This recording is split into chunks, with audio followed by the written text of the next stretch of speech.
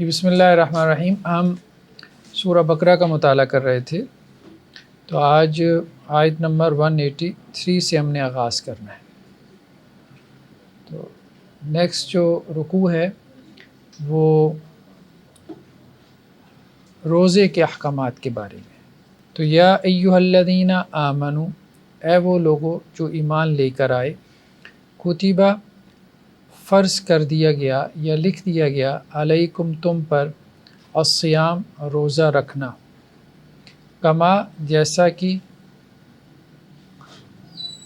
کتبہ فرض کیا گیا لکھا گیا، علی الذین ان لوگوں پر جو من قبلکم تم سے پہلے تھے، لعلکم تاکہ تم تتقون متقی بن جاؤ۔ ایامن دن، یوم کی جمع ایام، دن ہیں معدودات، معدود عدد معدود، گنے ہوئے، یعنی گنتی کی چند دن ہیں۔ رمضان کے روزوں کے بارے میں بات ہو رہی ہے یا روزوں کے بارے میں۔ فمن کانا، پس جو ہو، منکم تم میں سے، مریضاً مریض، او علی سفرن یا سفر پر، فعدہ یعنی فعدتن تو گنتی کرنا، ٹھیک ہے، گننے کے معنی میں ہے، تو گنتی کرنا، من ایام اخر، ایام دن، اخر دوسرے دنوں سے وہ کیا کرے، گنتی پوری کر لے، جو مریض ہے یا سفر کی حالت میں ہے۔ وعلی الذین، اور ان لوگوں پر، یطیقونہ، یطیق طاقت سے، اور جو طاقت رکھتے ہیں اس کی، فدیۃ فدیہ ہے، طعام مسکین ایک مسکین کا کھانا۔ فمن تطوع، پس جو خوشی سے کرے، خیرن کوئی نیکی، فہوا تو وہ، خیر لہ بہتر ہے اس کے لیے، وان تصوموا اور یہ کہ تم روزہ رکھو، خیر لکم بہتر ہے تمہارے لیے، ان کنتم اگر تم ہو، تعلمون جانتے۔ جی، اب ہم آتے ہیں اس کی تشریح اور توضیح کی طرف ان آیات کی۔ تو یا ایھا الذین آمنوا، یا ایھا یہ حرف ندا ہے، آپ نے پڑھا ہوگا نا، اے الذین جو لوگ، اس میں موصول ہے، آمنوا ایمان لائے، اے وہ جو لوگ ایمان لے کر آئے، ٹھیک ہے۔ کتبہ علیکم فرض کر دیا گیا یا لکھ دیا گیا، علیکم تم پر، الصیام روزہ رکھنا، کما جیسا کہ، کتبہ فرض کیا گیا، علی پر، الذین جو لوگ، من قبلکم قبل پہلے، کم تم سے پہلے تھے، لعلکم تاکہ تم، تتقون متقی بن جاؤ۔ تو پہلی ہمارے پاس جو اس کی وضاحت ہے وہ بیان القرآن سے ہے۔ بیان القرآن کس کی ہے؟ ڈاکٹر اسرار صاحب علیہ رحمہ ہے۔ تو انہوں نے اس آیت میں یا اس آیت کی تشریح میں صوم کے لفظ کو کھولا ہے، ٹھیک ہے، خاص طور پہ عربوں کے آپ کہہ لیں کانٹیکس میں۔ تو سورہ بقرہ کے نصف آخر، اب یہ سورہ بقرہ کو انہوں نے تقسیم کیا دو حصوں میں، ڈاکٹر اسرار صاحب نے، ٹھیک ہے، دو حصوں میں تقسیم کیا۔ اب یہ دوسرا حصہ، اس کو وہ نصف آخر کہہ رہے ہیں۔ تو سورہ بقرہ کے نصف آخر کے مضامین کے بارے عرض کیا جا چکا کہ یہ چار لڑیوں کی مانند ہیں جو آپس میں گتھی ہوئی ہیں، یعنی سورہ بقرہ کا جو سیکنڈ لاسٹ حصہ ہے اس میں چار میجر ٹاپکس ہیں، ان میں سے ایک عبادات ہے، ٹھیک ہے، ایک لڑی عبادات کی ہے، یعنی اس میں روزے کے احکامات ہمیں ملتے ہیں، اس میں جو ہے وہ ہمیں حج کے احکامات تفصیل سے ملتے ہیں، تو یہ عبادات کی لڑی ہے۔ دوسری معاملات کی ہے، جس میں آپ کو طلاق وغیرہ کے احکامات، رضاعت کے احکامات مل جاتے ہیں، ٹھیک ہے۔ تیسری ایک لڑی جو ہے وہ آپ کو ملتی ہے انفاق فی سبیل اللہ کی، اللہ کے راستے میں خرچ کرنے کی، یہ ایک میجر ٹاپک ہے سورہ بقرہ کا۔ اور چوتھی ایک لڑی آپ کو مل جاتی ہے جہاد وغیرہ کی، جہاد اور قتال کے احکامات کی، ٹھیک۔ خیر بہرحال وہ وقت کے ساتھ ساتھ آئے گا۔ تو دوسرا یہ کہہ رہے ہیں جہاں تک صلاۃ کا یعنی نماز کا تعلق ہے تو اس کا ذکر مکی صورتوں میں بے تحاشا آیا ہے، نماز کا ذکر، ٹھیک ہے، لیکن مکی دور میں صوم کا تذکرہ ہمیں نہیں ملتا۔ مکہ میں نماز تھی، روزہ نہیں تھا، تو اس کا مطلب کیا ہوا کہ روزہ کی عبادت جو ہے وہ مدینہ میں فرض ہوئی۔ عربوں کے ہاں صوم یا سیام کے لفظ کا اطلاق اور مفہوم کیا تھا اور اس سے وہ کیا مراد لیتے تھے، اس کو ذرا سمجھ لیجئے، ٹھیک ہے؟ کہ عرب خود تو روزہ نہیں رکھتے تھے، البتہ گھوڑوں کو روزہ رکھواتے تھے، ان کے ہاں گھوڑوں کو روزہ رکھوانے کا رواج تھا۔ اس کی وجہ یہ تھی کہ اکثر عربوں کا پیشہ غارت گری اور لوٹ مار تھا، یعنی سورس آف انکم ان کا کیا تھا؟ جیسے ہمارے پولیٹیشین کا کیا ہے مطلب کرپشن کرنا، تو وہاں پر بھی لوٹ مار زیادہ چلتی تھی، ٹھیک ہے؟ پھر مختلف قبائل کے مابین وقفہ سے جنگیں ہوتی رہتی تھیں۔ ان کاموں کے لیے ان کو گھوڑوں کی ضرورت پڑتی تھی، اور گھوڑا اس مقصد کے لیے نہایت موزوں جانور تھا کہ اس پہ بیٹھ کر تیزی سے جائیں، لوٹ مار کریں، شبخون ماریں اور تیزی سے واپس آ جائیں۔ اونٹ تیز رفتار جانور نہیں تھا، پھر گھوڑے کی طرح وہ تیزی سے رخ نہیں پھیر سکتا تھا۔ تو اونٹ اگرچہ صحرا کا جانور ہے لیکن اس کام کے لیے وہ مناسب نہیں تھا، ٹھیک ہے؟ تو مگر گھوڑا جہاں تیز رفتار جانور ہے وہاں تنک مزاج اور نازک مزاج بھی ہے، نخرہ بھی بڑا ہے گھوڑے کے اندر، ناز بھی ہے، تو اس کی ٹریننگ کی ضرورت پھر پڑتی تھی، تو وہ اس کی ٹریننگ کرواتے تھے۔ آج بھی گھوڑوں کو ٹرین کرتے ہیں، ورنہ تو وہ کہاں قریب آنے دیتا ہے، آپ کو سواری نہیں کرنے دے گا۔ چنانچہ وہ تربیت کے لیے ان گھوڑوں سے یہ مشقت کراتے تھے کہ ان کو بھوکا پیاسا رکھتے اور ان کے منہ پر ایک توبڑا چڑھا دیتے۔ اس عمل کو وہ صوم کہتے تھے، اور جس گھوڑے پہ یہ عمل کیا جاتا وہ صائم کہلاتا تھا، یعنی یہ گھوڑا روزے سے ہے۔ روزے سے مطلب یہ ہے کہ آج بھی ہمارے جانوروں کو کیا کرتے ہیں، وہ کچھ مال مویشی پالتے ہیں نا، اس کے منہ پہ توبڑا چڑھا دیتے ہیں، زیادہ چرتا چکتا نہ رہے، ٹھیک ہے؟ تو یہی معاملہ ان کے گھوڑوں کے ساتھ تھا۔ اس طرح وہ گھوڑوں کو کیا کرتے تھے، بھوک پیاس جھیلنے کا عادی بناتے، کہیں ایسا نہ ہو کہ مہم کے دوران گھوڑا بھوک پیاس برداشت نہ کر سکے اور جی ہار دے۔ لڑائی میں اب فوجی کی ٹریننگ ہوتی ہے نا، جو ہمارے یہاں بھی جو آرمی جوائن کرتے ہیں، نیوی، ایئر فورس، تو ان کی ٹریننگ ہوتی ہے نا، وہ ٹریننگ اس لیے ہوتی ہے کہ میدانی جنگ میں تاکہ مشقت برداشت کرنے کی کیا ان کے اندر عادت ہو، صلاحیت ہو، ہمت ہو، وہاں دشمن کے سامنے جو ہے وہ اپنا ہمت نہ ہار دیں۔ تو اس لیے گھوڑا اس کے اوپر سوار بیٹھا ہے، گھوڑا گیا تو سوار بھی گیا میدان جنگ میں، سیدھی سی بات ہے۔ تو گھوڑے کی وہ تربیت کرواتے تھے کہ گھوڑا ہر قسم کے حالات کو برداشت کرے۔ تو اس طرح سوار کی جان شدید خطرے میں پڑ جائے گی اور اسے زندگی کے لالے پڑ جائیں گے۔ مزید یہ کہ عرب اس طرح پر گھوڑوں کو بھوکا پیاسا رکھ کر موسم گرما اور لو کی حالت میں انہیں لے جا کر میدان میں جا کھڑے ہوتے۔ وہ اپنی حفاظت کے لیے اپنے سروں پر ڈھاٹے باندھ کر اور جسم پر کپڑے وغیرہ لپیٹ کر ان گھوڑوں کی پیٹھ پر سوار رہتے اور ان گھوڑوں کا منہ سیدھا لو اور بادے سر کے تھپیڑوں کی طرف رکھتے، تاکہ ان کے اندر بھوک پیاس کے ساتھ ساتھ لو کے ان تھپیڑوں کو برداشت کرنے کی بھی عادت پڑ جائے، تاکہ کسی ڈاکے کی مہم یا قبائلی جنگ کے موقع پہ گھوڑا سوار کے قابو میں رہے اور بھوک پیاس یا بادے سر کے تھپیڑوں کو برداشت کر کے سوار کی مرضی کے مطابق مطلوبہ رخ برقرار۔ سمجھ میں آ گئی بات کہ یہ کانٹیکس تھا جس میں قرآن نے یہ لفظ اٹھایا صوم کا۔ جس طرح تم گھوڑوں کو تیار کرتے ہو تو اللہ تعالیٰ تمہیں اپنے اس مشن کے لیے تیار کرنا چاہتا ہے، اپنے ایک مقصد کے لیے تمہاری اللہ تعالیٰ ٹریننگ کرنا چاہتا ہے۔ جس طرح تم ان کو بھوکا پیاسا رکھ کر جو ہے ان کی تربیت کرنا چاہتے ہو، اللہ بھی تمہاری تربیت کرنا چاہتا ہے۔ تو یہ کہہ رہے ہیں کہ یہ بیسیکلی صوم کا لفظ لانے کا مقصد یہی تھا، تاکہ عربوں کی اس وکیبلری کے ساتھ وہ چیز لنک کرے جو اللہ تعالیٰ اس عبادت سے چاہتے ہیں۔ دوسرا جو ہمارے پاس ہے کوٹیشن، یہ تبیان القرآن سے ہے۔ تبیان القرآن کس کی ہے؟ پروفیسر غلام رسول سعیدی صاحب کی ہے، ٹھیک ہے؟ یہ بریلوی اسکول آف تھاٹ سے ہیں، اچھے عالم ہیں، مطلب محقق آدمی ہیں۔ روزہ کا لغوی اور شرعی معنی اور اس کی مشروعیت کی تاریخ۔ کہتے ہیں روزے کا معنی کیا ہے؟ کسی چیز سے رکنا اور اس کو ترک کر دینا، یعنی روزے کی حالت میں آپ رک جاتے ہو، کھانے پینے سے رک جاتے ہو، اپنی خواہشات کو پورا کرنے سے رک جاتے ہو، ٹھیک ہے؟ یہی روزہ ہے، طلوع آفتاب سے لے کے غروب آفتاب تک۔ دوسرا یہ ہے کہ روزہ جو ہے تمام ادیان اور ملل میں روزہ معروف رہا ہے، تمام مذاہب میں۔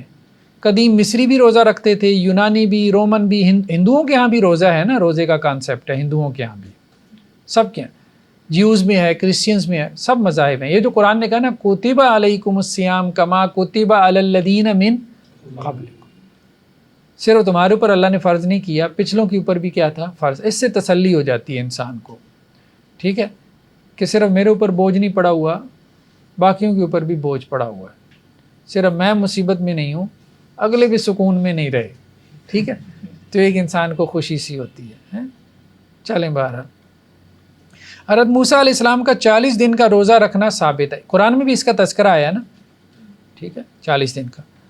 اسی طرح یروشلم کی تباہی کو یاد رکھنے کے لیے یہود اس زمانے میں 1 ہفتے کا روزہ رکھتے ہیں۔ انجیلوں کے اندر بھی روزہ کو عبادت قرار دیا گیا، ٹھیک ہے، اناجیل میں بھی روزے کا تذکرہ ملتا ہے۔ تو اس لیے اللہ نے فرمایا کہ جس طرح تم سے پہلے لوگوں پر روزہ فرض تھا، اسی طرح تم پر بھی فرض ہے۔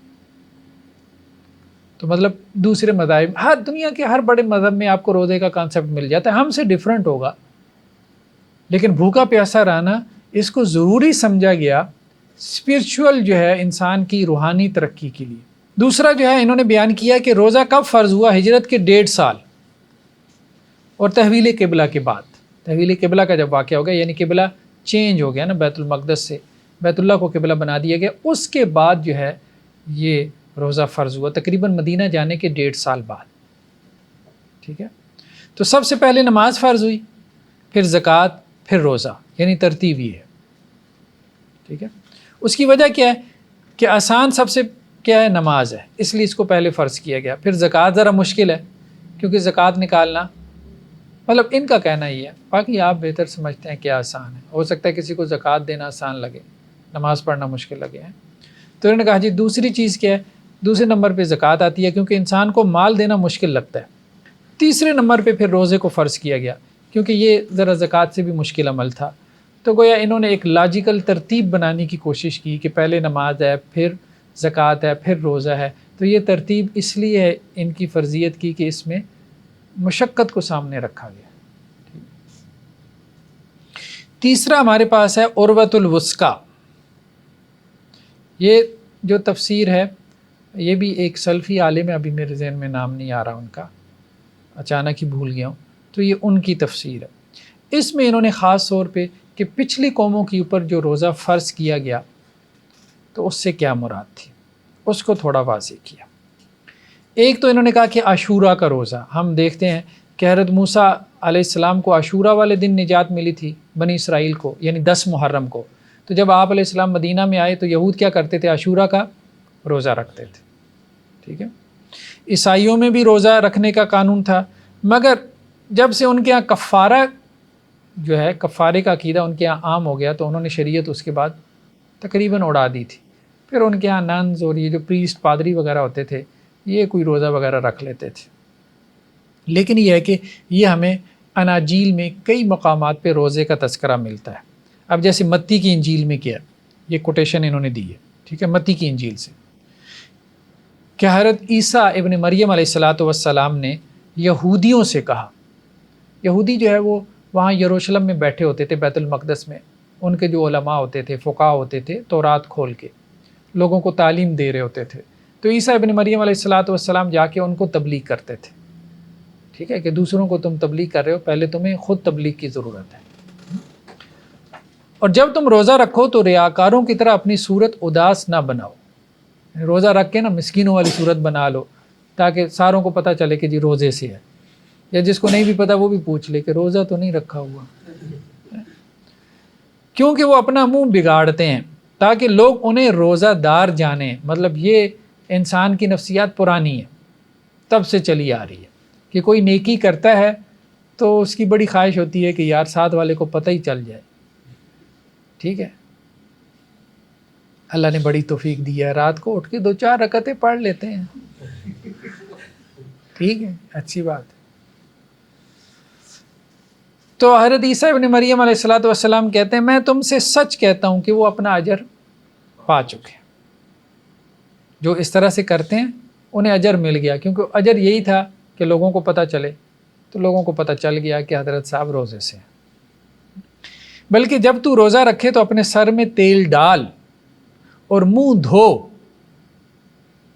ٹھیک ہے، آج کل ہم کہیں گے برش ورش کیا کرو،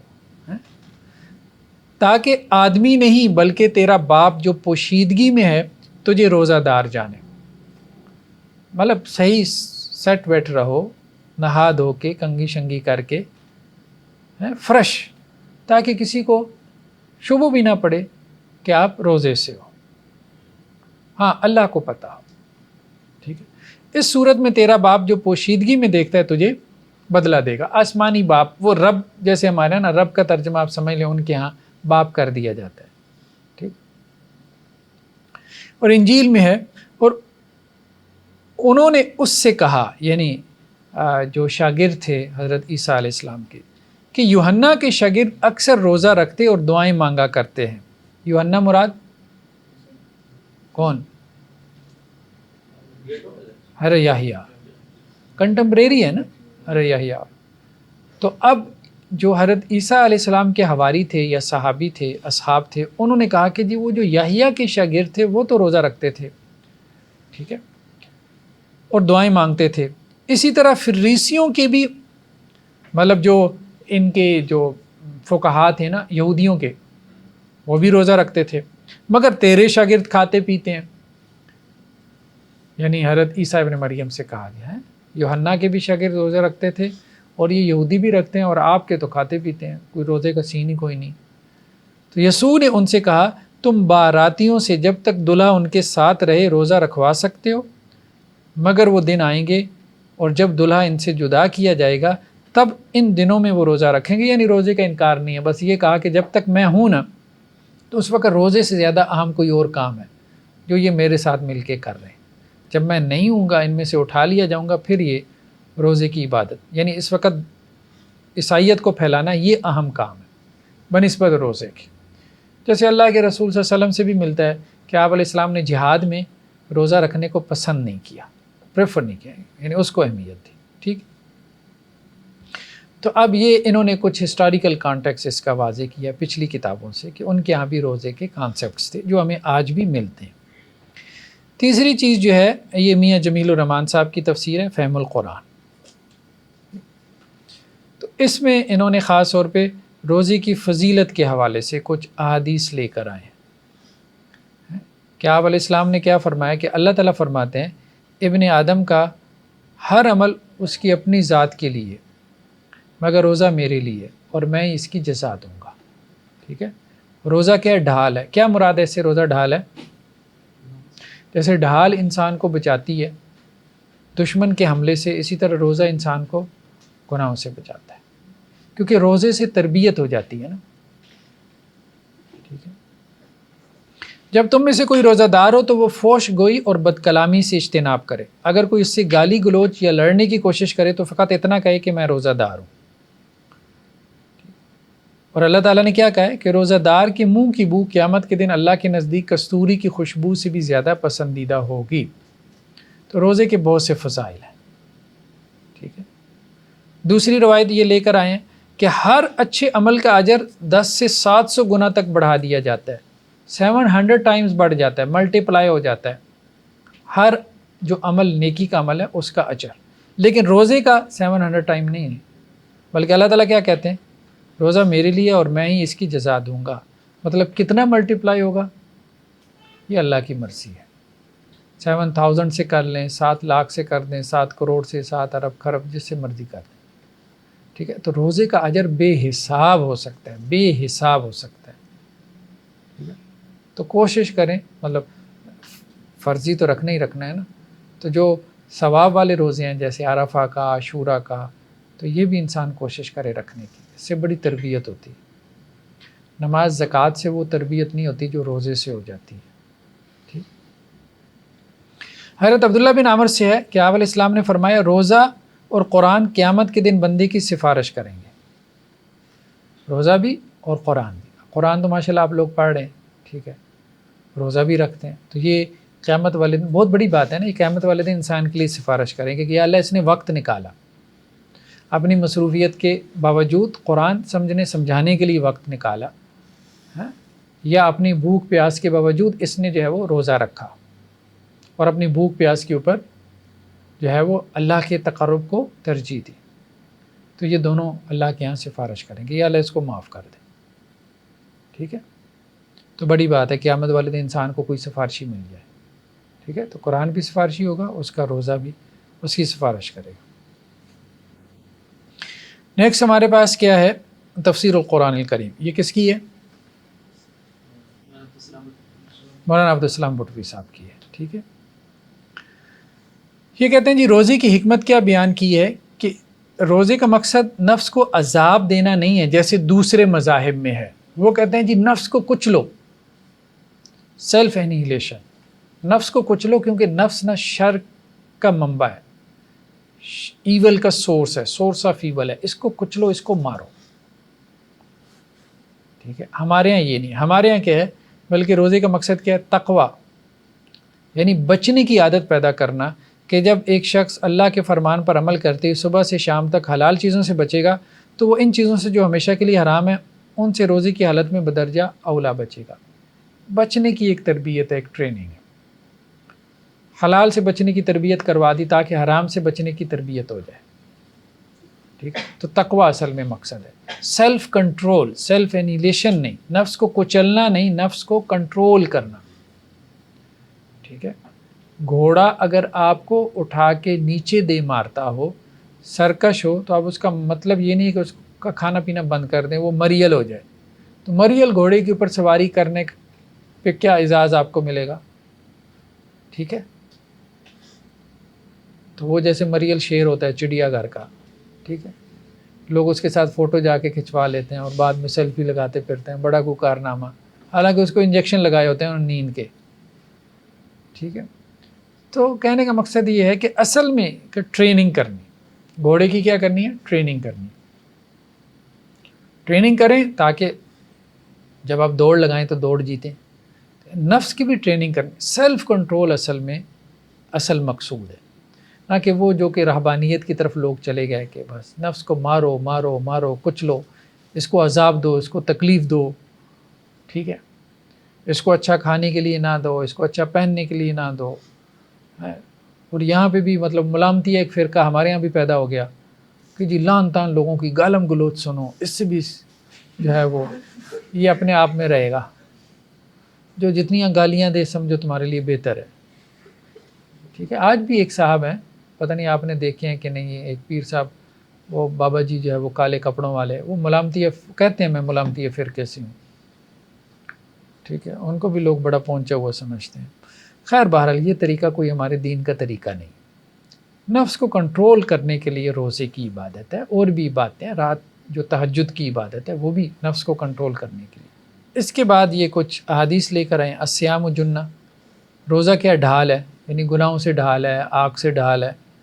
پھر یہ بھی ہے کہ جو شخص جھوٹی بات اور اس پر عمل نہ چھوڑے تو اللہ کو کوئی ضرورت نہیں ہے کہ وہ اپنا کھانا پینا، یعنی روزے کو رسم نہ بنا لو۔ روزہ ایسا ہونا چاہیے جو آپ کی تربیت کرے، ٹھیک ہے۔ صرف بھوکا پیاسا رہنا یہ مقصود نہیں ہے، عادت نہ بن جائے۔ تو پہلی آیت میں ہم نے دیکھا کہ روزے کا مقصد بیان ہوا، اور دوسرا روزے کی عبادت کی فرضیت اور اہمیت بیان ہوئی، اور تیسرا روزے کا ایک ہسٹوریکل کانٹیکسٹ بیان ہوا، ٹھیک ہے۔ اب اگلی جو آیت ہے اس میں روزے کی عبادت کے حوالے سے کچھ بنیادی باتیں آ گئیں، جیسے ہمارے یہاں قانون شریعت کہتے ہیں، تو کچھ شرعی احکامات آ گئے روزے کی عبادت کے حوالے سے۔ ایام معدودات، ایک تو یہ کہا کہ یہ جو روزہ ہے نا یہ سارا سال تو رکھنا نہیں ہے، کیونکہ ہمیشہ کا روزہ نہیں ہے ہمارے یہاں، بلکہ آپ علیہ السلام کی حدیث ہے جس نے ہمیشہ کا روزہ رکھا اس نے کوئی روزہ نہیں رکھا، ٹھیک ہے۔ زیادہ سے زیادہ آپ علیہ السلام نے اجازت دی ایک دن روزہ رکھ لو، ایک دن افطار کر لو، یہ میکسیمم ہے جس کی آپ علیہ السلام نے اجازت دی، ٹھیک ہے۔ تو ایام معدودات، اور ویسے جو فرض روزے ہیں وہ تو ویسے ہی گنتی کے چند دن ہیں، ایام یوم کی جمع معدودات، گنے چنے دن ہیں۔ فمن کان منکم مریضا، جو تم میں سے مریض ہو، نمبر 1 کیا ہو؟ مریض ہو، او علی سفر، یا سفر پر ہو یعنی مسافر ہو، تو اس کے لیے رخصت ہے۔ کیا رخصت ہے؟ کہ وہ روزہ چھوڑ سکتا ہے، لیکن اس کی کیا کرے گا؟ قضا کرے گا۔ قضا کا مطلب کیا ہے؟ دوسرے دنوں میں روزہ رکھے گا۔ فعدۃ، تو گنتی کرنا، من ایام اخر، دوسرے دنوں میں، مریض ہے تو ظاہری بات ہے حالت مرض میں روزہ نہیں رکھ سکتا، مسافر ہے تو مشقت ہے سفر کی، روزہ نہیں رکھ سکتا، تو وہ پھر رمضان کے روزے پھر دوسرے دنوں میں رکھے۔ وَعَلَى الَّذِينَ، اور ان لوگوں کے اوپر یطیقونہ، جو اس کی طاقت رکھتے ہیں، یعنی کس کی طاقت رکھتے ہیں؟ روزے کی جو طاقت رکھتے ہیں۔ فدیتن، فدیہ ہے طعام مسکین، ایک مسکین کو کھانا کھلانا۔ جو روزے کی طاقت رکھتے ہیں تو وہ فدیہ ادا کریں گے۔ کیا فدیہ دیں گے؟ ایک مسکین کو کھانا کھلائیں گے۔ کیا مراد ہے اس سے؟ جو اپنا روزہ ہوگا کسی اور کو رکھوا دیں گے، اس کو کھانا کھلائیں گے۔ جو اس کی طاقت رکھتے ہیں تو وہ کسی اور کو روزہ رکھوا سکتے ہیں، یعنی اس کو فدیہ دے دیں۔ ایک رائے یہ ہے کہ یہ پرانا حکم تھا، ٹھیک ہے، بعد میں یہ منسوخ ہو گیا۔ اسی کو ہم نے آج کھولنا ہے کہ یہ کیا مراد ہے۔ اس سے آپ کو بات سمجھ میں آئے گی کہ لوگ قرآن کو سمجھنے میں کیسے اختلاف کرتے ہیں، ٹھیک ہے۔ سب سے پہلا تو اختلاف ہو گیا وَعَلَى الَّذِينَ، اور ان لوگوں پر جو یطیقونہ، طاقت رکھتے ہیں اس کی، کس کی؟ اس کی۔ اب یہ کیا ہے؟ یہی بات ہے، یہاں اختلاف ہو سکتا ہے کہ ہاں، کچھ نے کہا کہ اس سے مراد فدیہ دینے کی طاقت رکھتے ہیں، کچھ نے کہا اس سے مراد روزہ رکھنے کی طاقت رکھتے ہیں، تو اس لیے انٹرپریٹیشن میں اختلاف ہو گیا۔ تو جو فدیہ دینے کی طاقت رکھتے ہیں تو وہ کیا کریں؟ ایک مسکین کو جو ہے وہ کھانا کھلا دیں۔ اور ایک یہ کہ جو ابھی ہم اس کو کھول دیں، ٹھیک ہے۔ سب سے پہلی بات تو آ گئی مریض کی، کہ جو مریض ہو، تو مریض سے کیا مراد ہے؟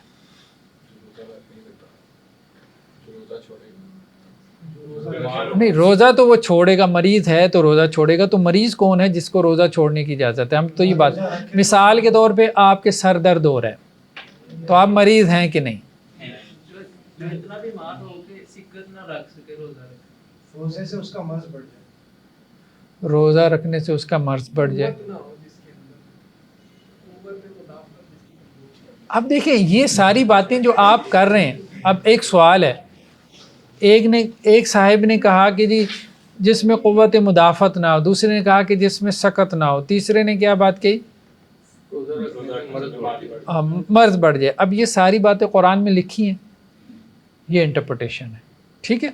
انٹرپریٹیشن آپ کر سکتے ہیں، ہم یہ نہیں کہہ رہے، سارے لوگ تفسیر کرتے ہیں، لیکن انٹرپریٹیشن ہے، ٹھیک ہے۔ اور جو نص ہے وہ نص ہے، جو ٹیکسٹ ہے وہ ٹیکسٹ ہے، جو انٹرپریٹیشن ہے۔ ٹیکسٹ اللہ کا حکم ہے، اپنی بات کو کبھی قرآن حدیث نہیں بنانا۔ یہی سب سے بڑی غلط فہمی ہوتی ہے کہ ہم انٹرپریٹیشن کرتے ہیں، ہم اس کو قرآن حدیث کا درجہ دے دیتے ہیں۔ انٹرپریٹیشن سب نے کی ہے، کریں، ہم یہ نہیں کہہ رہے، لیکن فرق رکھیں ہم ٹیکسٹ میں اور انٹرپریٹیشن میں۔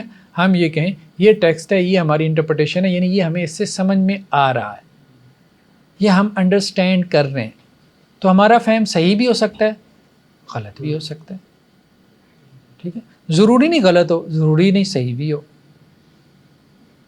ٹھیک ہے۔ اب ہو سکتا ہے ایک عالم کہے کہ جی جس کے سر میں درد ہے وہ بھی مریض ہے، دوسرا کہے کہ نہیں جس کے سر میں درد ہے میرے نزدیک وہ مریض نہیں ہے۔ اختلاف یہ ہو سکتا ہے کہ نہیں؟ اس کی گنجائش ہو سکتی ہے کہ نہیں؟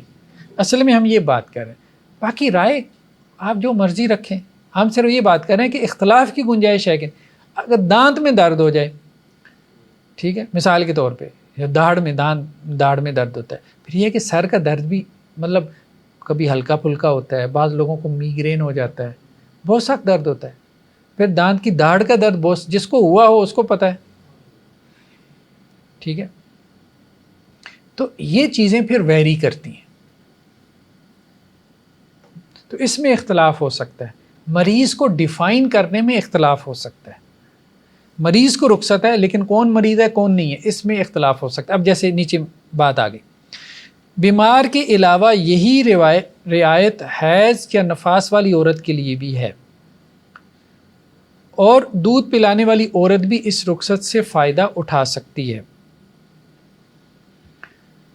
وہ عورت جو پریگننٹ ہے، مثال کے طور پہ حاملہ عورت جسے کہتے ہیں، تو وہ بھی مریض ہے۔ بعض صحابہ نے یہ تشریح کرتے ہوئے کہا کہ وہ بھی، جیسے عبداللہ ابن عباس رضی اللہ عنہ سے کہ جو عورت حاملہ ہے وہ بھی مریض میں داخل ہے. ٹھیک ہے.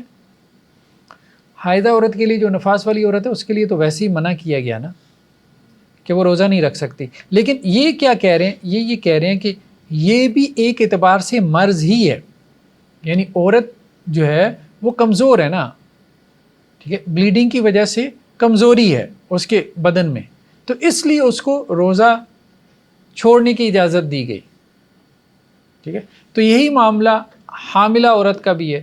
وہ عورت جو بچے کو دودھ پلا رہی ہے, مدر فیڈ جسے کہتے ہیں, اب وہ بھی ظاہری بات ہے اپنی انرجی اپنے بچے کو دے رہی ہے, تو وہ بھی کمزور ہے. جب وہ کمزور ہو رہی ہے تو یہ بھی ایک طرح سے مطلب جو مریض ہوتا ہے اس میں کمزوری آ جاتی ہے.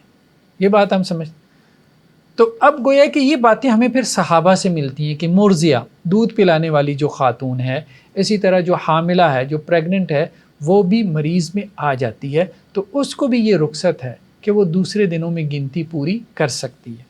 یعنی مریض سے کیا مراد ہے اس کو کھولتے ہوئے اختلاف ہو سکتا ہے, بات سمجھ رہے ہیں, اور ہم اپنی ایک رائے رکھ کے دوسرے کے ساتھ ہم دوسروں کو مارجن دیں, آگے بڑھیں.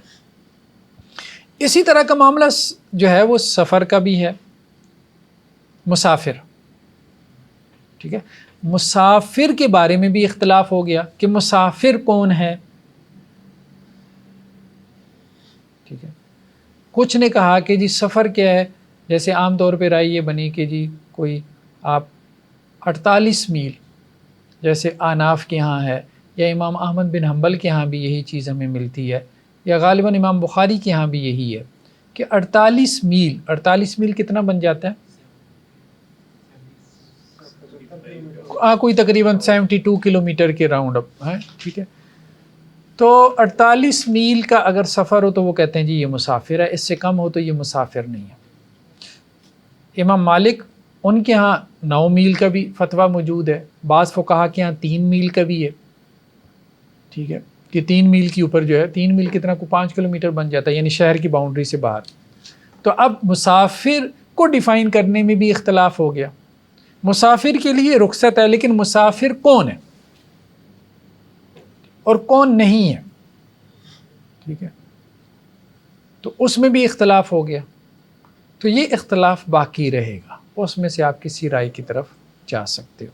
تو مریض ہو یا مسافر ہو, آپ کی جو آپ کو رائے سمجھ آتی ہے اس کے مطابق, تو وہ پھر دوسرے دنوں میں کیا گنتی پوری کر سکتا ہے. یہ بات یہاں پر ہو رہی. اسی طرح اگر کوئی شخص بوڑھا ضعیف ہو چکا ہے جس میں روزہ رکھنے کی سکت نہ رہ گئی ہو, تو وہ بھی کفارہ دے سکتا ہے, اور یہ کفارہ ایک مسکین کا 2 وقت کا کھانا ہے. عام طور پہ کہا گیا 1 وقت کا کھانا, لیکن انہوں نے 2 وقت کا کھانا کہا ہے. یہ کن کی طرف سے؟ تفسیر القرآن ہے, مولانا عبدالرحمن کیلانی صاحب کی. تو عام طور پہ علماء کا قول یہ 1 وقت کا کھانا, لیکن 2 وقت کا کر دے تو زیادہ بہتر ہے, اچھا ہے, مطلب 2 وقت کا کر دے. تو ایک آدمی جو روزہ رکھ ہی نہیں سکتا بڑھاپے کی وجہ سے, کمزوری آ گئی اس میں, ٹھیک ہے, تو وہ کیا کرے گا, وہ مسکین کو کھانا کھلائے گا. تو خواہ کسی کو روزہ رکھوا دیا کرے اور افطار کرائے, یا اس کے برابر نقد قیمت ادا کرے. اور نقد کی تشخیص کیسے ہوگی, کتنی نقد قیمت دے گا, جس معیار کا وہ خود کھانا کھاتا ہے. یہ نہیں کہ وہ کہے کہ جی 100 روپے میں جو ہے وہ آلو چنے کھا لو, نہیں, اس کا اپنا کھانا 500 میں آتا ہے, 1000 روپے میں آتا ہے, تو وہ 500-1000 روپے اس کو دے گا 1 وقت کے کھانے کے. بات سمجھ رہے ہیں. اس لیے فدیہ مختلف ہوگا, فدیہ ایک جیسا نہیں ہوگا. ایک امیر کے لیے ہو سکتا ہے وہ 30,000 ہو فدیہ 30 روزوں کا, اور ایک غریب کے لیے جو ہے وہ 3,000 ہو. ٹھیک ہے, سمجھ رہے ہیں نا بات. تو یہ مختلف ہوگا.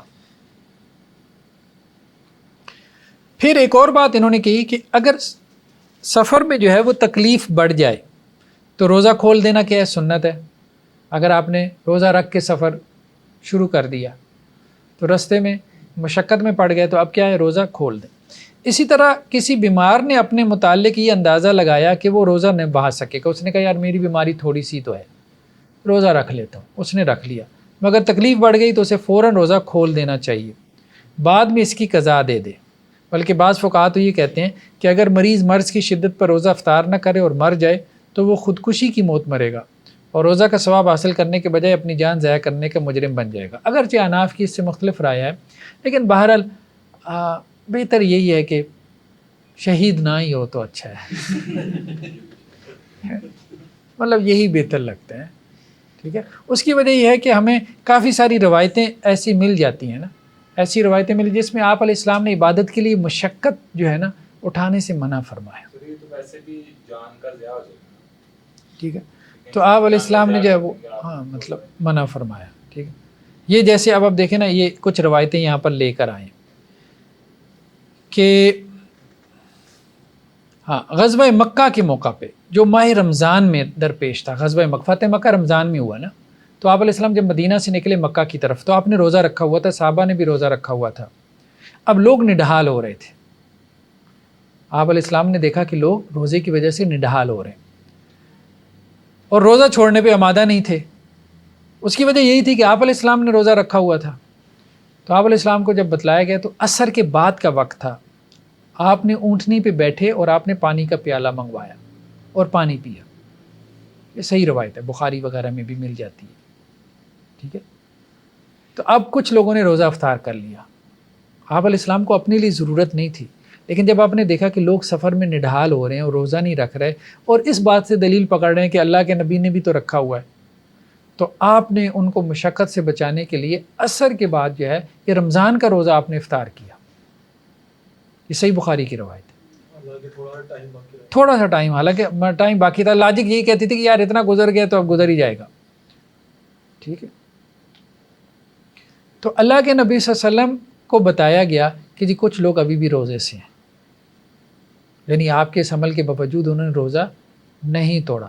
آپ نے فرمایا یہ نافرمان ہے، اولئک العصاۃ، یہ الفاظ باقاعدہ آتے ہیں، یہ نافرمان ہے، یہ میرے فرما بردار نہیں، ٹھیک ہے۔ اچھا یہ بخاری، بلکہ انہوں نے بخاری کا حوالہ بھی دے دیا، کتاب الصوم میں ہے۔ ایک اور روایت یہ جو ہے وہ لے کر آئے ہیں، یہ بھی بخاری کی روایت ہے، کتاب الصوم میں ہے، کہ آپ علیہ السلام جو ہے نا وہ ایک سفر میں تھے نا، فتح مکہ کے سفر میں تھے، تو آپ نے ایک جگہ ہجوم دیکھا، تو معلوم ہوا کہ ایک آدمی لوگ اس کے اوپر سایہ کیے ہیں اور وہ روزے سے ہے، یہ روزے اس سے بری حالت ہے اور لوگ اس کے اوپر کھڑا ہو کے سایہ اس کو دے رہے، مطلب کچھ اس کو تھوڑا سا ریلیف ملے۔ آپ نے پوچھا کیا قصہ ہے؟ لوگوں نے کہا جی یہ روزے سے ہے۔ تو آپ نے فرمایا سفر میں روزہ رکھنا کوئی نیکی کا کام نہیں، یعنی یہ نیکی سمجھ رہا ہے، اگر یہ اس کی حالت ہو رہی ہے تو یہ نیکی نہیں، ٹھیک۔ تو گویا آپ علیہ السلام نے یہ تک برداشت نہیں کیا کہ اس کی حالت خراب ہو جائے روزہ رکھنے کی وجہ سے، بجائے اس کے کہ وہ مر جائے۔ تو یہ نہیں ہے، عبادت کے لیے اتنی مشقت ہمارے دین نے اس کو پسند نہیں کیا۔ بھئی اللہ نے ڈالی نہیں اتنی مشقت آپ کے اوپر، خود اللہ نے رخصتوں کا نظام اس لیے رکھ دیا ہے کہ آپ اوور برڈن نہ ہو، اور جب آپ اوور برڈن نہیں ہوتے تو آپ کو صحیح معنوں میں معلوم ہو کہ ہمارا دین دین رحمت ہے، اس لیے نہیں کہ ہمیں کچھ سزا دینے آیا ہے، ٹھیک ہے۔ تو یہ معاملہ۔ اسی طرح ایک اور روایت یہ لے کر آئے ہیں کہ یہ سنن نبی داؤد کی روایت ہے کہ کچھ صحابہ جو ہے وہ کسی سفر کے اوپر نکلے تو ایک شخص کو جو ہے وہ رات اس کے اوپر غسل فرض ہو گیا۔ اب اس کا معاملہ یہ تھا کہ یہ مہم کے اوپر نکلی ہوئی تھی تو اس کے سر میں زخم تھا، تو اس نے اپنے ساتھیوں سے پوچھا بھئی میرے اوپر تو غسل فرض ہو گیا تو میں کیا کروں؟ تو انہوں نے کہا بھئی پانی تو موجود ہے تو آپ نے تو غسل کرنا ہے۔ اس نے کہا میرے سر میں زخم ہے، یہ تو بڑھ جائے گا۔ انہوں نے کہا نہیں بھائی، جب پانی ہو تو پھر تو غسل کرنا ہے، پانی نہ ہو تو پھر تیمم کر سکتے ہو۔ انہوں نے اس سے غسل کروا لیا، اس کا زخم بڑھ گیا، وہ بندہ جو ہے وہ فوت ہو گیا۔ جب آپ علیہ السلام کے پاس یہ لوگ واپس آئے سفر سے تو انہوں نے اس واقعے کا تذکرہ کیا، تو آپ نے فرمایا کہ تم نے جو ہے وہ مطلب اپنے دوست کو قتل کر دیا، اپنے ساتھی کو تم نے مار ڈالا، تمہیں اگر کسی مسئلے کا علم نہیں تھا تو تم نے پوچھ کیوں؟ مطلب یہ ہے کہ جان دے دینا کسی شرعی حکم پر عمل کرنے کے لیے، وہ ایک چیز ایسی ہے کہ جس کے بارے میں ہمیں ملتا ہے کہ جان دے دو، ایک چیز ایسی ہے، اور وہ کیا ہے؟ ظالم حکمران کے سامنے کلمہ حق کہنا۔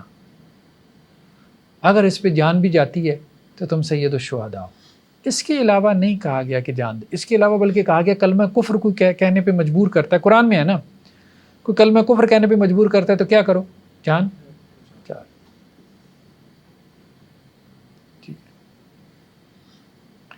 تو خیر بہرحال یہاں پہ ہمارے سامنے جو ہے یہ بات آئی کہ سفر میں روزہ رکھ سکتے ہیں، سفر میں روزہ رکھ سکتے ہیں، لیکن اگر زیادہ مشقت میں پڑ جائیں تو پھر روزہ رکھنا کوئی نیکی نہیں.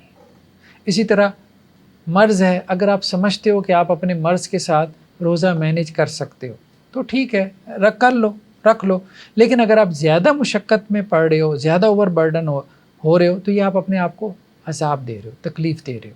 اللہ تعالیٰ کو یہ پسند نہیں ہے. چاہے جائے کہ آپ کہیں اللہ تعالیٰ اس پہ مجھے کوئی خاص اجر دے گا، نہیں، بظاہر یہی محسوس ہوتا ہے، واللہ اعلم. نیکسٹ کیا ہے آگے؟ جو یہ بات ہے کہ جو کوئی نیکی کرے، آگے یہ ہے نا اپنا فمن تطوع خیرن، جو خوشی سے کوئی نیکی کرے تو وہ اس کے لیے بہتر ہے. اس سے کیا مراد ہے؟ تو انہوں نے کہا اس سے دو مرادیں ہو سکتی ہیں، اس کے دو معنی ہو سکتے ہیں. ایک یہ کہ صدقہ کی معین مقدار سے زیادہ صدقہ دے، یعنی فدیہ، ایک مسکین کو کھانا کھلانا، اگر ایک وقت کا کھانا تھا 2 وقت کا کھانا دے دیں، ایک مسکین کی بجائے 4 مساکین کو کھانا کھلا دے تو یہ زیادہ بہتر ہے. ٹھیک ہے، زیادہ دے دے زیادہ بہتر ہے. دوسرا یہ ہے کہ روزہ بھی رکھے اور فدیہ بھی دے دے تو یہ زیادہ بہتر ہے، کہ اس کا معنی یہ بھی کیا گیا. خیر بہرحال یہ تفسیر القرآن سے ہمارے سامنے. نیکسٹ کیا ہے؟ تفسیر ابن کثیر سے. یہ بھی یہ کہہ رہے ہیں کہ حمل والی اور دودھ پلانے والی عورت کے بارے میں جب انہیں اپنی جان کا یا اپنے بچے کی جان کا خوف ہو، علماء میں سخت اختلاف ہے.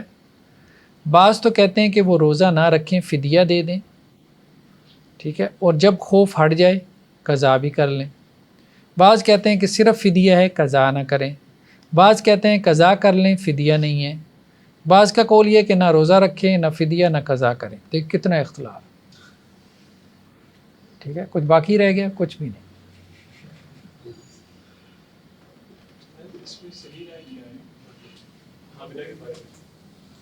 دیکھیں صحیح کا مطلب یہ ہے کہ ہمارے نزدیک صحیح کی ہے. صحیح بات تو یہی ہے. ہم یہی زیادہ سے زیادہ یہ کہہ سکتے ہیں کہ ہمیں یہ صحیح بات سمجھ میں آتی ہے، واللہ باقی اللہ بہتر جانتا ہے. ٹھیک ہے،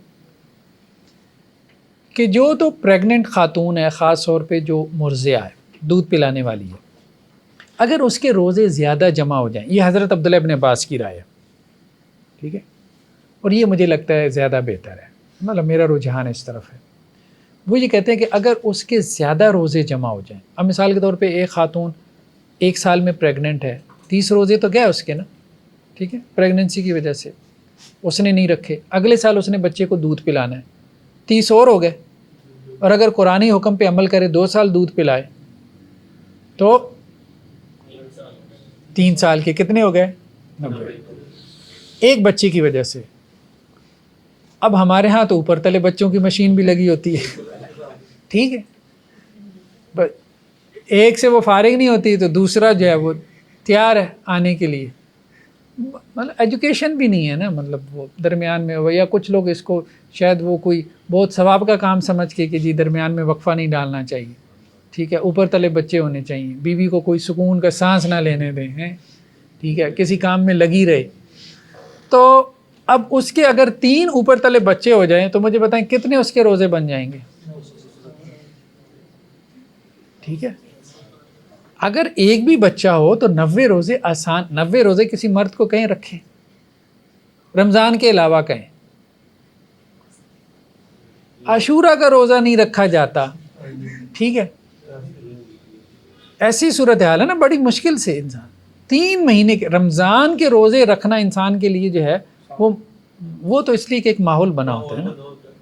تو رمضان کے علاوہ مجھے بتائیں پورا مہینہ 2 مہینے 3 مہینے روزے بہت مشکل کام ہے نا، بہت مشکل کام ہے. یہ اوور برڈن ہے، اوور برڈن کرنا ہے. ٹھیک ہے، اقوال سارے موجود ہیں یار، جو رکھنا چاہتا ہے رکھے، ہم یہ نہیں کہہ رہے رکھے. ٹھیک ہے، 90 فرض ہیں تو 180 رکھے. ٹھیک ہے، اس میں تو کوئی کلام ہی نہیں ہے نا، کوئی کلام ہی نہیں ہے. ٹھیک ہے، ہم اصل میں یہ کہہ رہے ہیں کہ عبداللہ ابن عباس رضی اللہ عنہ کا فتویٰ یہ ہے، یا ان کا قول یہ کہ جب عورت اس طرح سے اوور برڈن ہو جائے تو یہ تکلیف مالا یطاق میں آتا ہے، اس میں وہ صرف فدیہ دے دیں، اس کے لیے گنجائش ہے، واللہ اعلم۔ فدیہ دے دے۔ صرف فدیہ دے دے، یعنی 90 روزوں کا۔ دیکھیں اگر چند ایک روزے ہیں نا، چند ایک روزے ہیں تو وہ رکھ لے، جیسے اب دیکھیں مینسز کے روزے ہوتے ہیں 5-7 روزے ہیں، وہ ٹھیک ہے، وہ سمجھ میں بات کہ وہ اس کی قضا کرے، اس کا فدیہ نہیں دے گی، ٹھیک ہے، لیکن یہ کافی زیادہ ہے۔ بس کیونکہ اس میں لمٹ ڈیفائن نہیں ہے، ایک عورت کہہ سکتی ہے کہ 1 مہینے کے روزے بھی بہت زیادہ ہیں، میں ان کو فدیہ دے دیتی ہوں، اگر وہ حاملہ تھی تو لمٹ سیٹ نہیں ہے کس نمبر سے کہیں گے چلے اتنے ہیں تو وہ فدیہ دے دیں، کیونکہ 1 مہینے بھی اس کو زیادہ لگ سکتے ہیں۔ دیکھیں اس میں بظاہر دیکھیں جیسے مینسز کے روزے ہیں نا، تو مینسز کے روزوں کے بارے میں تو واضح ہے کہ قضا ہے، اور صحابیات یا ازواج مطہرات قضا دیتی تھیں، سیدہ عائشہ رضی، تو اس کا مطلب یہ ہے کہ 5 7 8 10، ٹھیک ہے، 10 تک تو یہ روزے تو اس کو رکھنے چاہیے، ٹھیک ہے۔ ہاں اس سے زیادہ ہوں، مطلب دیکھیں نا، اب اس میں بھی اب دیکھیں روزوں کی قضا ہے، اگر ہم تھوڑا سا اور حکمت میں جائیں نا، نمازوں کی قضا نہیں ہے۔ مینسز میں جو نمازیں ہیں وہ معاف ہیں عورت کے لیے، وہ ان کو دہراتی تو نہیں ہے، اس کی وجہ کیا ہے؟ اوور برڈن ہو جائے، مشقت سے بچا۔ نماز بھی حالانکہ اسی طرح فرض تھی، لیکن اللہ نے وہاں مشقت سے بچایا۔ تو ہمارا دین دین رحمت ہے، آسانی ہے اس میں، خواہ مخواہ کی سختی نہ کریں، ٹھیک ہے۔ تو اس لیے اگر کوئی خاتون اس کو اویل کرنا چاہتی ہے، یار اس کا اور اللہ کا معاملہ، اس کو کرنے دو، کیونکہ روزے آپ نے نہیں رکھنے، اس نے رکھنے ہیں بیچاری نے، ٹھیک ہے، اس کو فیصلہ لینے دو، ٹھیک ہے۔ اگر کوئی رکھنا چاہتی ہے تو اس کو اپریشیٹ کرو، ٹھیک ہے، اچھی بات ہے۔ اس میں نہیں اپریشیٹ ہو سکتا، نہ روزہ رکھے نہ فدیہ دے نہ روزہ رکھے۔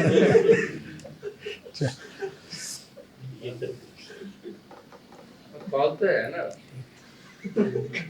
بات یہ اہل حدیث بن جاؤ، غامدی نہ بڑھو،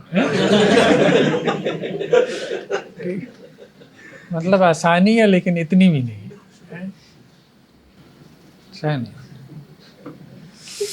اچھا ویسے اس طرح کے معاملات میں اگر آپ کے پاس 4 یا 5 علماء کے اقوال آئے تھے اور آپ کو فیصلہ کرنا پڑتا ہے خود سے کہ کس امام کا آپ کو قول جو ہے، کس اسکالر کا قول آپ کو زیادہ اپنے مطلب سمجھ میں آ رہی کہ ٹھیک تھے، تو جو فقہی مسالک کے جو لوگ ہیں تو یہ کہتے ہیں کہ یہی غلطی ہے کہ اس میں لوگ اپنے دل کی خواہش کے مطابق جس امام کا قول ان کو زیادہ اچھا لگ رہا ہوتا ہے، جو دل کی خواہش کی طرف مائل کرنے والا ہوتا ہے، اس طرف نکلتے ہیں۔ تو اس کے بارے میں مطلب ہمارے پاس بھی کوئی گائیڈ لائن ہے کہ ہمیں کس طرح سے دیکھیں یہ اصل بات یہ ہے کہ اس کا اور اللہ کا معاملہ ہے۔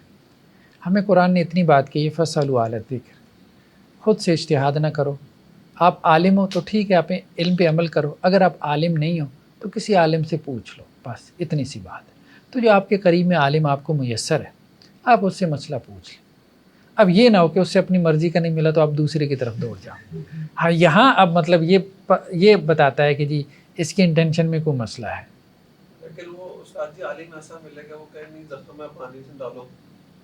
ہاں یہ بھی بات ٹھیک ہے کہ اگر آپ کو اس کی بات بہت ہی، جیسے دیکھیں نا آپ کسی ڈاکٹر سے اوپینین لیتے ہیں، یہ بات بھی ٹھیک ہے، بعض اوقات آپ کو اس کی اوپینین سمجھ نہیں آتی، کامن سینس تو اللہ نے دی ہے، تو آپ ایک سیکنڈ اوپینین لے لیتے ہو، ایک وکیل سے مشورہ لیتے ہو، آپ ایک دوسرے سے بھی لے لیتے ہو، تو وہاں پھر اب آپ کو جو ذرا نسبتاً بہتر لگتی ہے آپ اس کے مطابق عمل کر لیتے ہو۔ دیکھیں دین بھی ہمارے انٹرسٹ کے لیے، یہ غلط بات ہے کہ یار دین سے اپنا فائدہ، بھائی دین آئے ہی میرے فائدے کے لیے، مطلب دین صرف میرے اخروی فائدے کے لیے نہیں آیا، یہ تھوڑی ہے کہ دین میرے لیے عذاب بن کے آیا ہے، مطلب نقطۂ نظر ہمیں ٹھیک کرنے کی ضرورت ہے کہ دین مجھے تکلیف دینے نہیں آیا، مجھے مصیبت میں ڈالنے کے لیے نہیں آیا، دین میرے لیے رحمت بن کے آیا۔ استاد جی جو بھائی نے کوشچن پوچھا نا، یہ ڈرائیو ہی اسی بیس پہ وہ ہوتا ہے کہ ہم ادھر آپ پڑھا رہے ہیں ہمیں کہ یہ بتا رہے ہیں کہ دین آسانی لے کے آیا ہے، جبکہ دوسرا جو تھاٹ ہے نا وہ یہ کہتا ہے کہ یہ آسانی کہاں سے آ گئی، یہ تو آپ میں آپ کے اوپر مشکل ہونی چاہیے، وہ دین ہے مشکلات میں تو یہ وہ اس طرح سے پیش کرتے ہیں کہ اب جب چھوٹے ہوتے ہوئے سے اسی طرح یہ ٹرین کیا جاتا ہے کہ مطلب وہ جیسے میں کئی دفعہ بات ہو رہی ہے، میں بڑا فخر سے بتاتا ہوں یار مجھے نہیں پتا کہ مجھے کتنے، میں تو چھوٹے ہوتے سے روزے رکھ رہا ہوں، مجھے یہ بھی نہیں پتا کہ میں کب سے رکھے ہیں اور میں نے چھوڑا بھی کوئی نہیں، لیکن جب یہ بندہ پڑھتا ہے تو اس سے پتہ چلتا ہے کہ یار یہ کوئی فضیلت والی بات نہیں ہے. تو خدا نہ خواستہ اگر آپ کے اوپر کوئی مشکل آ جائے تو وہ آپ اس کو اویل کریں جو اللہ تعالیٰ نے کہا. نہ اس میں کوئی وہ اللہ تعالیٰ نے آپ کے لیے ایکسٹرا ثواب رکھا ہے. ہم وہ اصل میں مجھے ایسا لگتا ہے کہ وہ ہم رہبانیت والا جو دین بنا کے زیادہ پیش کریں تو وہ ہم اس کے اندر فضیلت سمجھتے ہیں رادر دین کہ یہ جو اللہ تعالیٰ نے ہمارے اصل بات یہ ہے کہ ہاں آسانیاں پیدا کی ہیں اس کو اویل کرنا چاہیے. دین میں مشکل ہے لیکن اتنی بھی نہیں ہے. آپ یوں سمجھیں ایسا نہیں ہے کہ مشکل نہیں ہے. دیکھیں جو فدیہ دے رہا ہے وہ اس کو بھی کسی مشکل میں ڈالا ہی ہے نا. ٹھیک ہے اصل بات یہ دیکھیں جہاں جہاں مشکل بڑھ گئی نا تو آپ کے لیے رخصتیں آ گئیں. ایسے ہی ہے نا کھڑے ہو کے نماز نہیں پڑھ سکتے بیٹھ کے پڑھ لو, بیٹھ کے نہیں پڑھ سکتے لیٹ کے پڑھ لو, لیٹ کے نہیں پڑھ سکتے اشاروں سے پڑھ لو, وضو نہیں کر سکتے تیمم کر لو, سفر کی حالت میں ہو 4 فرض کے بجائے 2 پڑھ لو. پورا نظام دین کا کیا چل رہا ہے؟ یہ ریلیکسیشنز کیوں آ رہی ہیں کہ اللہ تعالیٰ چاہتے ہیں کہ مشکل رہے لیکن زیادہ نہ بنے. ایسے ہی ہے نا. تو اب یہی تو آپ نے ڈیفائن کرنا ہے. اب دیکھیں یہاں ابن تیمیہ علیہ رحمہ نے ایک اور اختلاف کیا. ابن تیمیہ علیہ رحمہ کے سامنے سوال آیا کہ یہاں 2 لوگوں کی اجازت ہے, مریض اور مسافر کی. ایک بندہ ہے مزدور کی مشقت بعض اوقات مریض سے اور مسافر سے بڑھ جاتی ہے. مزدور مطلب مثال کے طور پر کوئی بھٹے پہ مزدوری کر رہا ہے, ٹھیک ہے, اس کی مشقت دونوں سے بڑھ کر ہے.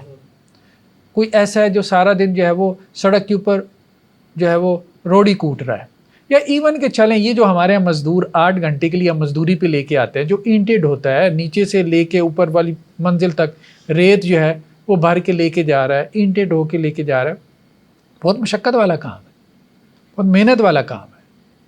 ٹھیک ہے, اب کیا یہ روزہ چھوڑ سکتا ہے کہ نہیں, یہ ایک سوال پیدا ہوا. تو ہمارے فقہا نے کہا نہیں چھوڑ سکتا. عام رائے یہی ہے نہیں چھوڑ سکتا. ابن تیمیہ علیہ رحمہ کہتے ہیں چھوڑ سکتا ہے. وہ کہتے ہیں اصل چیز ہے مشقت. مطلب دین کو دیکھو کہ دین نے مسافر کو کیوں رخصت دی, اس کے اوپر سوچو غور کرو. اس لیے کہ وہ مشقت میں پڑ رہا تھا, اور کوئی وجہ تو ہمیں سمجھ میں نہیں آتی نا. مشقت میں مریض کو بھی کیوں, کیونکہ مشقت میں پڑ رہا تھا. تو ایک بندہ آلریڈی نظر آ رہا ہے کہ اس کی مشقت مریض سے زیادہ ہے. ٹھیک ہے, 17ویں منزل کے اوپر وہ لٹک کے جو ہے وہ بلڈنگ کے ساتھ پینٹ کر رہا ہے. ٹھیک ہے, تو اس کی مشقت زیادہ ہے نا. تو وہ کیا دوسرے دنوں میں گنتی پوری کر لے؟ ہاں کر سکتا ہے, دوسرے دنوں میں گنتی پوری کر لے. جب اس کا چھٹی کا دن ہوتا ہے, مثال اتوار کے اتوار روزہ رکھ لیا کرے, وہ یہ کہیں گے. لیکن اب سوچ مختلف ہے. اب آپ ایک چیز سے ایگری کرتے ہیں, نہیں ایگری کرتے, ٹھیک ہے, وہ اپنے اپنے نیریٹیوز ہیں, بیانیاں ہیں, آپ اس کے مطابق کر لیں. ٹھیک ہے, اب مسئلہ یہ ہے کہ مفتی صاحب نے تو کبھی روڑی نہیں کوٹی. نہیں, وہ تو یہ کہیں گے بھائی روزہ رکھو, وہ یہی کہیں گے, وہ اسٹریٹ فارورڈ بھائی روزہ رکھو, بھائی شریعت نے تمہیں کہاں رخصت دی ہے. مسئلہ یہ ہے کہ مفتی صاحب ایک دن روڑی کوٹ کے 8 گھنٹے یا بھٹے کے اوپر انڈیڈ ہو کے روزہ رکھے نا, پھر اس کے بعد یہ فتویٰ دیں, اس کے بعد وہ فتویٰ دیں, پھر بات سمجھ میں آتی ہے. پھر وہ کہیں گے بھائی دیکھو میں نے یہ کر کے دیا, میں نے پورے رمضان کے روزے رکھے ہیں بھٹے کے اوپر مزدوری کر کے, تو میں رکھ سکتا ہوں, تم کیوں نہیں رکھ سکتے؟ پھر بات ٹھیک. نماز پڑھنے والی جو بات کی ہے, میں نے بہت بڑی عالم کو خود سنا کہتے ہوئے کہ یہ کرسیاں کیوں رکھی گئی ہیں, یہ اس طرح تو کل کو آپ صوفے لے آئیں گے, کل کو آپ بیڈ بھی لے آئیں گے. ہمارے تو علاقے میں ایک ٹانگ والا نماز بندہ کھڑے ہو کے نماز پڑھتا تھا. تو مطلب اس طرح کے بھی تھاٹس ہیں مطلب وہ وہی بات ہے کہ نہیں سختی جانا, وہ نہیں. دیکھیں اصل بات یہی ہے کہ عشاء کی آپ 17 رکھتے ہی پڑھنی ہے. مشکل ہے دین میں, لیکن مشکل زیادہ نہیں ہے. ہم دیکھتے ہیں دین کا پورا نظام اسی کے اوپر ہے. رخصت کا سارا کانسیپٹ ہی یہی ہے کہ اللہ نے جہاں دیکھا کہ مشکل زیادہ ہوگی تو اللہ نے کیا کی, نرمی پیدا کر دی, آسانی پیدا کر دی. جب اللہ کا یہ نظام ہمیں نظر آ رہا ہے اوور آل دین کے اندر, تو پھر ہمیں یہی دیکھنا چاہیے کہ یہاں پہ زیادہ مشکل پیدا ہو رہی ہے تو یہاں پہ بھی اللہ کی طرف سے نرمی ہونی چاہیے. تو وہی فتویٰ اس دین کے مزاج کے مطابق, اس کی حکمت کے مطابق معلوم ہوگا کہ جس میں نرمی والا, آسانی والا پہلو ہے. کیونکہ آپ علیہ السلام کے بارے میں بھی آتا ہے کہ جب آپ کے سامنے 2 چیزیں پیش ہوتی تھیں اور دونوں جو ہے وہ شریعت کے موافق ہوتی تھیں, تو آپ اس میں سے آسانی والے پہلو کی طرف جاتے تھے. ٹھیک ہے. سختی کے لفظ سے نہ استعمال کریں، بلکہ یہ حکم کی پابندی کا لفظ ہے کہ یہ اللہ کا حکم ہے، اسے ادا کرنا ہے. سختی والا لفظ ذرا تھوڑا سا. ہاں ٹھیک. اللہ کا حکم ہے، ہمیں اللہ کے حکم کو ادا کرنا ہے عام حالات میں. ہم بات کیا کر رہے ہیں؟ مخصوص حالات کی بات سمجھ رہے ہیں. عام حالات میں تو اللہ کے حکم پہ عمل کرنا ہے، آپ نے روزہ نہیں چھوڑنا، ایسا ہی ہے نا. اب بات ہے کہ مسافر مخصوص حالات میں ہے، مریض مخصوص حالات میں ہے، ٹھیک ہے. اسی طرح سے وہ جو بھٹے کے اوپر مزدوری کر رہا ہے، جو روڑی کوٹ مزدور بھی مخصوص حالات میں ہے. اصل بات یہ ہے وہ عام حالات میں نہیں بیٹھا ہوا، یعنی جیسے ہم بیٹھے ہیں. اب چلیں جو بندہ اے سی والے روم میں بیٹھا ہے، آفس میں بیٹھا ہے، ایون کہ اب آپ دیکھیں جو ہمارے ڈیوو کے سفر ہے مثال کے طور پہ، یہاں سے آپ آرام دہ بسیں ہیں، ٹھیک ہے. اگر آپ لاہور سے اسلام آباد جا رہے ہیں تو سارے آپ کو فتویٰ دیں گے نا، اپنی گاڑی سے بھی جا رہے ہیں تو روزہ چھوڑ سکتے ہیں، ایسا ہی ہے نا. سارے آپ کو فتویٰ دیں گے، ایون کہ دسمبر کے بھی ہوں. کیوں؟ کیونکہ قرآن میں آ گیا کہ مسافر چھوڑ سکتا ہے. تو کیا اتنی بھی مشقت نہیں ہے مزدور کو؟ وہ کہے گا نہیں، 10 گنا زیادہ مشقت میں ہے وہ مزدور. مطلب آج سفر کتنا آرام دہ ہو چکا ہے. اس آرام دہ سفر میں فتویٰ دیا جا رہا ہے کہ آپ روزہ چھوڑ سکتے ہو کیونکہ آپ مسافر ہو. اے سی والی کوچز میں آپ بیٹھے ہیں، اپنی گاڑی میں سفر کر رہے ہیں، ٹھیک ہے. اور سردیوں کا تو روزہ کیا ہے مطلب انسان کا بھوک پیاس کا بھی، چلو گرمیوں میں ذرا مشکل ہوتا ہے. تو اس کا مطلب یہ ہے کہ سردیوں میں اب دسمبر میں اگر میں اپنی آرام دہ گاڑی کے اوپر سفر کروں تو مجھے کتنی مشقت ہوگی، تو کیا مزدور اس سے 10 گنا زیادہ مشقت میں نہیں ہے؟ تو ان ایون ہو جاتا ہے نا یہ سارا معاملہ، اس میں مساوات نہیں رہ جاتی. یہ بات ہم کر مسکین کے بارے میں آتا ہے کہ مسکین ایک حدیث میں آتا ہے کہ مسکین وہ نہیں ہے جو 1-2 کھجوروں کے لیے در در پھرتا رہے. یعنی ایک ہے فقیر، وہ تو شاید 1-2 کھجوروں کے لیے بھی در در پھرتا رہے گا. یہ بعض اوقات یہ جو پروفیشنل بیگرز ہوتے ہیں نا، اور یہ جو مڈل اس کے سیکس کے لوگ ہوتے ہیں، یہ جو وہ کہے گا بھائی سکہ بھی دے جائے تو بس دے جائیں، تو وہ مسکین نہیں ہے. مسکین کے بارے میں کہا کہ مسکین وہ ہے جو کہ اپنے حالات چھپاتا ہے، اپنے حالات جو ہے وہ ظاہر نہیں کرتا.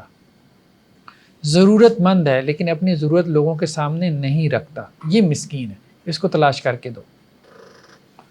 لیکن خیر بہرحال آپ فقیر کو بھی دے دیں، مسکین کو دے سکتے ہیں تو مطلب فقیر کو بھی دے سکتے ہیں. وہ ڈیزرونگ فقیر ذرا زیادہ ہوتا ہے، ٹھیک ہے، کیونکہ اس کے پاس کچھ بھی نہیں ہوتا ہے. مطلب پروفیشنل بیگرز کی بات نہیں کر رہے.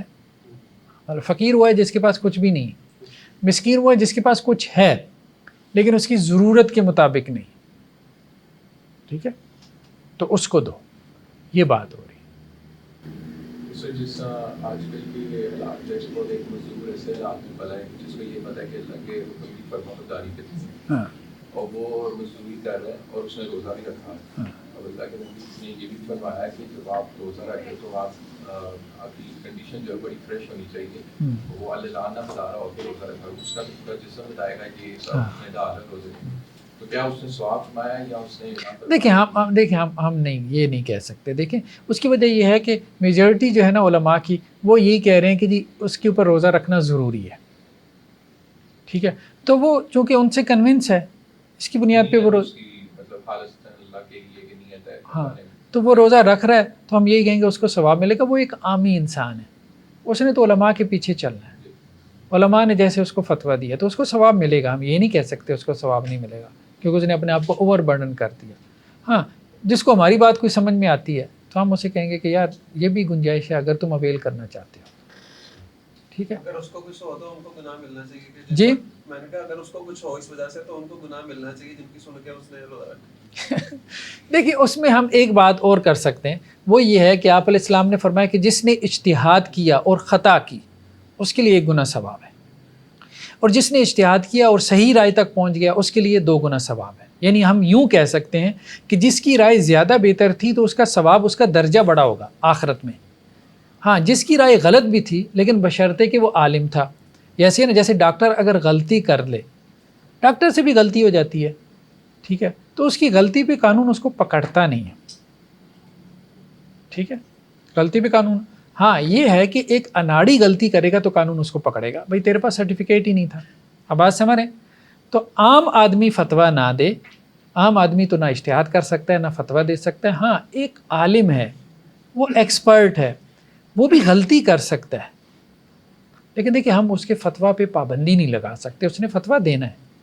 ایک وکیل کو آپ پابند نہیں کر سکتے, بھئی تو قانون کو انٹرپریٹ کرنے والا کون ہوتا ہے. کسی ڈاکٹر کو آپ پابند نہیں کر سکتے, تو نسخہ نکلے والا کون ہوتا ہے. ٹھیک ہے, اسی طرح ایک عالم کو ہم پابند نہیں کر سکتے کہ تو رائے دینے والا کون ہوتا ہے. وہ عالم ہے, سرٹیفائیڈ ہے, وہ رائے دے سکتا ہے. ہاں اس کی رائے میں غلطی ہو سکتی ہے, لیکن اگر وہ غلطی بھی کرے گا, چونکہ سرٹیفائیڈ تھا, سنسیئر تھا, ٹھیک ہے, مخلص تھا, اس لیے اسے اس کا ثواب ملے گا. ٹھیک ہے, لیکن ایک گناہ ملے گا, اور اگر صحیح رائے تک کوئی پہنچ گیا تو اس کو 2 گنا. یہ اصل میں فرق ہے بس, اور کوئی فرق نہیں. ٹھیک ہے, بات کلیئر ہے. چلیں آج اتنا ہی کافی ہے, آگے ہم مزید اس کو کنٹینیو کریں گے اسی آیت کو انشاءاللہ نیکسٹ ٹائم. سبحانک اللہم و بحمدک نشہد